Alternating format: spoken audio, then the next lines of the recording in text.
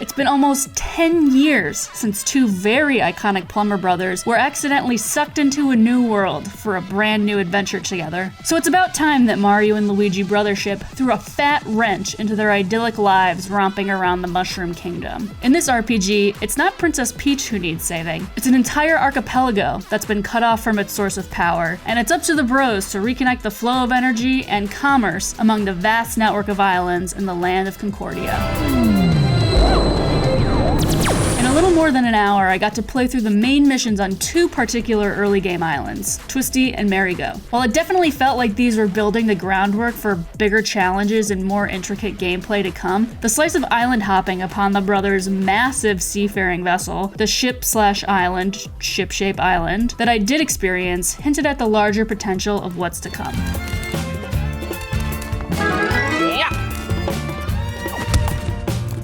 It might go without saying, but for starters, I thought Brothership was totally charming. Ignoring the fact that water and electricity is a dangerous matchup, Brothership's staunch loyalty to its voltaic motif was clearly extremely carefully considered. From the more obvious socket-faced NPCs and the bros' cute navigator snoutlet to the tinier flourishes that I caught when I looked more closely, like the jumper cable design of an enemy snapter bird. The attention to detail extends all the way down to Mario and Luigi's downright hammy reaction animations, like making huge no gestures during conversations, doing hype dances for each other when they level up, and beefing their landings after being shot out of Shipshape's cannon. Those were honestly some of my favorite small moments that highlight Brothership's giddy sense of humor that feels cozy yet refreshing, especially when it's enjoyed from a TV screen instead of a handheld console. Apologies to the Switchlighters.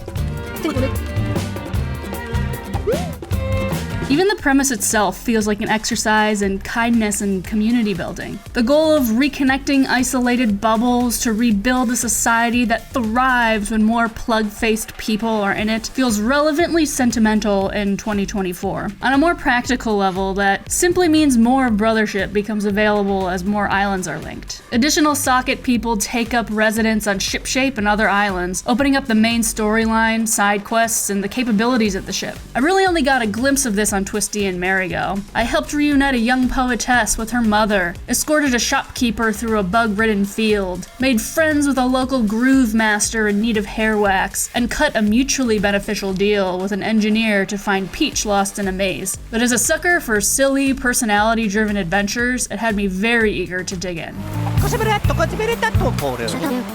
One of the nice things about sailing to destinations aboard Shipshape is the ability to set a course while still being able to run little errands as the boat traverses the Concordian Sea. If you choose the option to fast travel, Toad will work really, really hard. Even if it's functionally not all that different from a cut-to-black location transition, it does at least give the illusion that I'm being productive en route to whatever area of the sea I would want to visit next, which gives a seamless sense of exploration. I should clarify that Brothership isn't running purely on vibes. Like any RPG worth its salt, Mario and Luigi are regularly leveling up their stats and acquiring new weapon and equipment upgrades to take on bigger and badder enemies. Returning players will definitely notice some familiar elements of the turn-based combat system, especially in the shell-based bros attacks. New ones will have an easy enough time picking it up, even if learning battle patterns and nailing the guy's coordinated attack button presses might take some trial and error.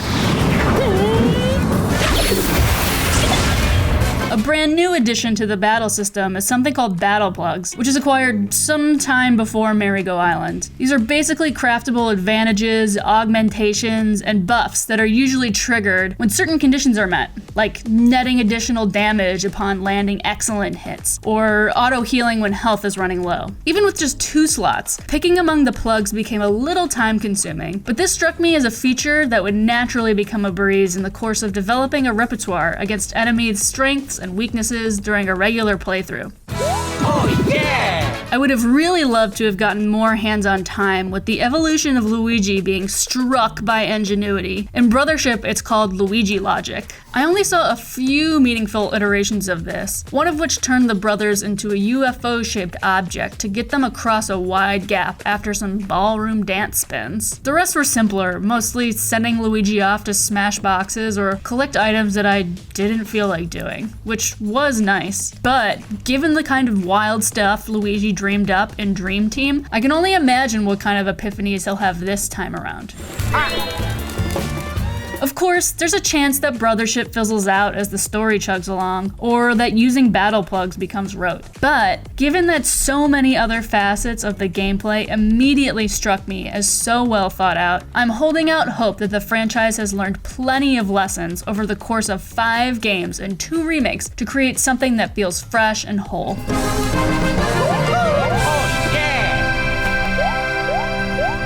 For more on the upcoming games that you'll be talking about for the rest of the year, keep it locked on IGN.